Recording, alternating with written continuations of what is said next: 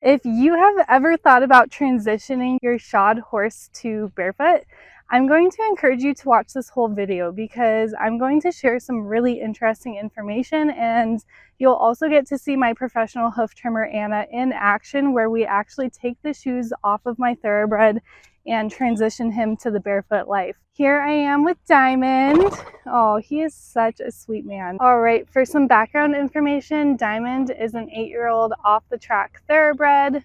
He's literally eating like right by my feet. He has no concept of personal space, but that's okay. So he's an 8-year-old off-the-track thoroughbred, and I've only had him for a few weeks, but my assumption is that he's probably been shod most of his life.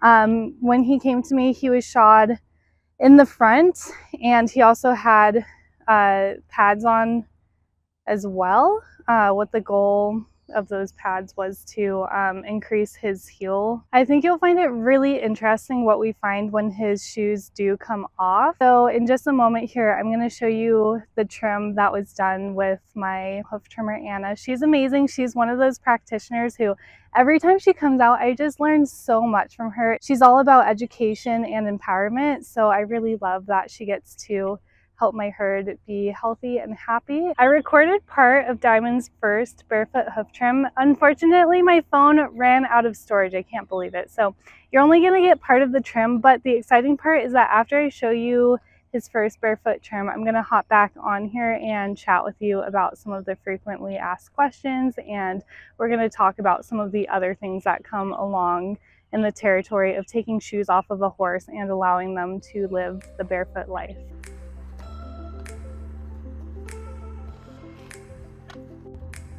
Yeah. So what I would do to help him stinks.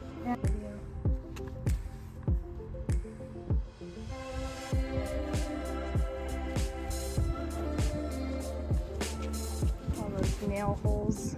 Yeah.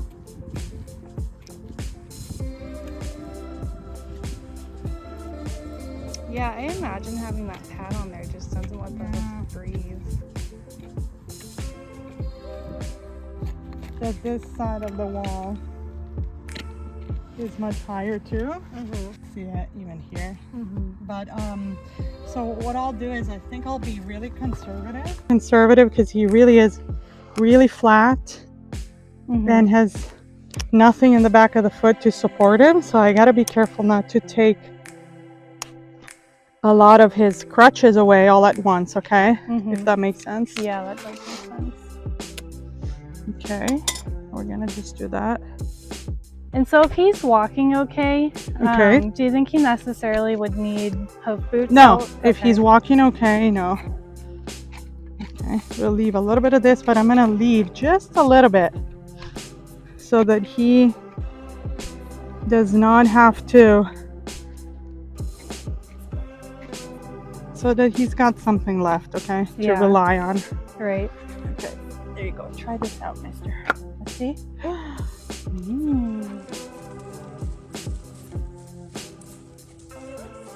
Yeah, he does. Yeah.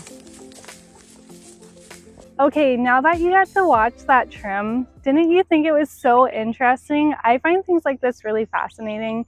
And the first thing that I think is really important to talk about, that I'm pretty strongly opinionated about, is that I don't think horseshoes are good for horses. I think that overall they are pretty detrimental to the health of the hoof, and that might seem like a radical point of view to some people. But to me, it's just the more I learn about horses, the more I learn about like the structure and anatomy and function of their hoof, the less I think that nailing a piece of metal onto their hoof is going to do them any good. And I'm not just talking about Diamond specifically, I'm talking about all horses in general. And I also want to be clear that I'm not bashing anyone who uses shoes.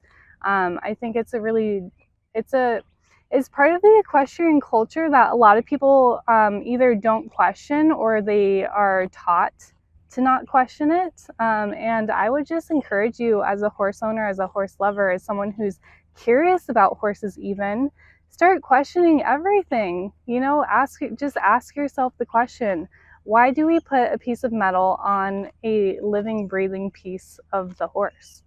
It's just something to think about. So that is number one. That's the biggest reason why I even wanted to transition him in the first place, is because I don't think that the shoes ultimately do the horse any good. And if I can give him a fighting chance at having like a really healthy, sound hoof without the horseshoes, I'm going to give that to him. We're going to talk in just a moment about what the rehabilitation process looks like. We've got him out of the shoes. We start the rehab process. And that entails building his feet a little bit at a time. So he's pretty flat. Does not have any soft tissue development to the back right here. His heels are a little contracted. All fairly normal when they come out of shoes. So I'll just relieve him a little bit of the dead stuff so that he doesn't have any uncomfortable rock-like feeling under his foot.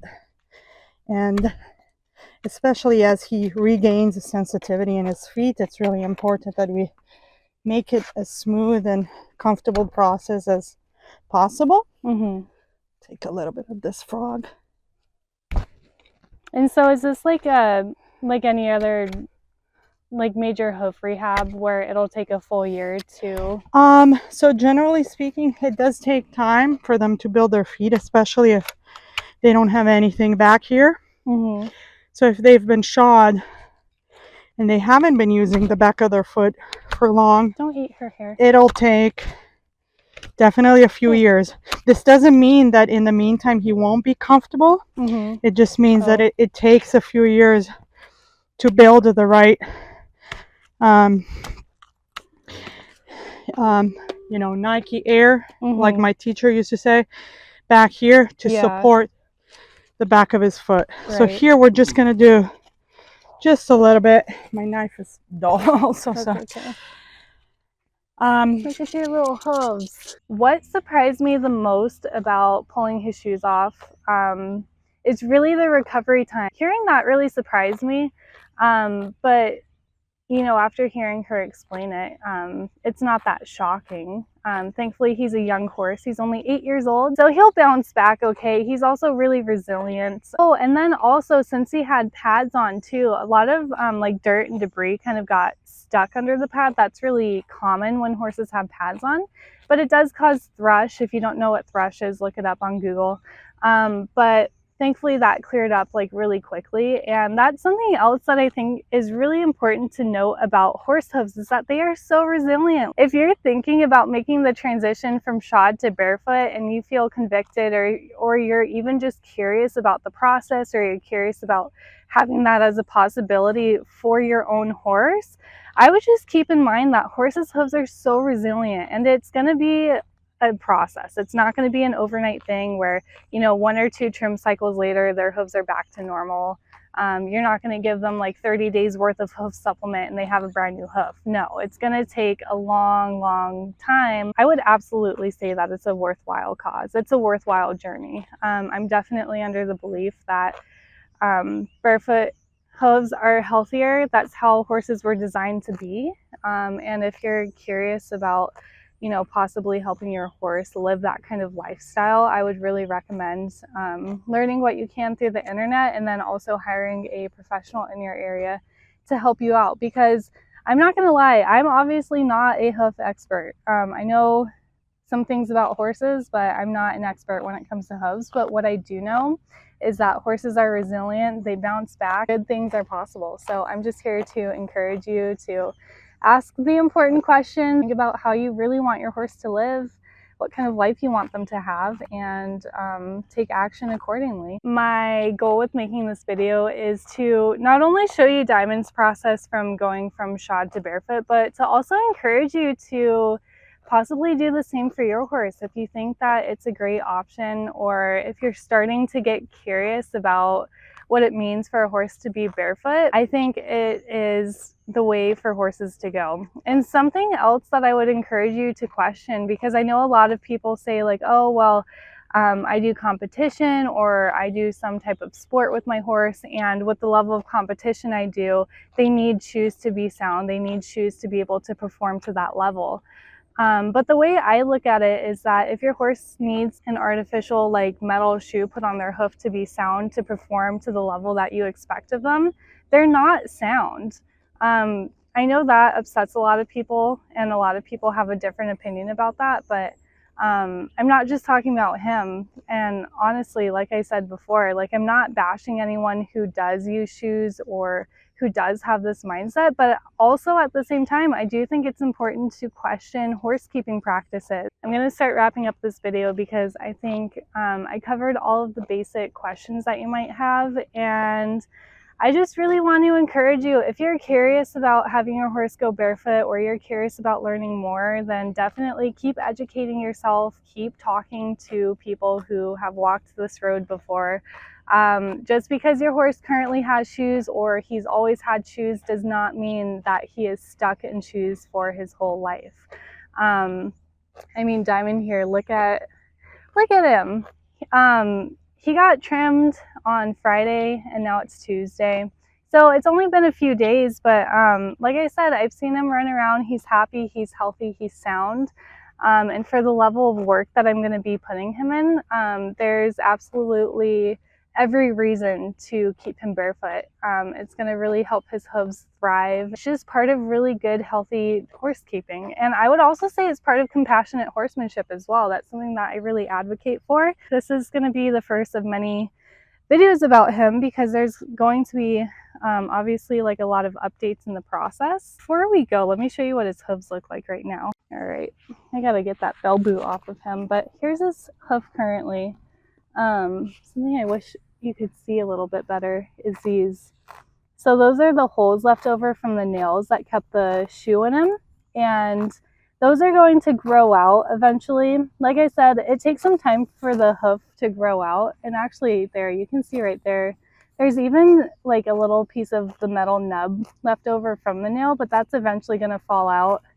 There's his back hooves. He got a little bit dirty, but yeah, as you can see, I mean, he's just standing here grazing, but if we were to watch him walk or trot or lope around, he has no problem getting around. So I am pleasantly surprised that it was such a smooth transition for him. Thank you so much for watching. If you have any questions, comments, concerns, let's chat about it in the comments because I am open for discussion about all things pertaining to barefoot life and horses. And I am going to be uploading a new video every Friday, so stay tuned.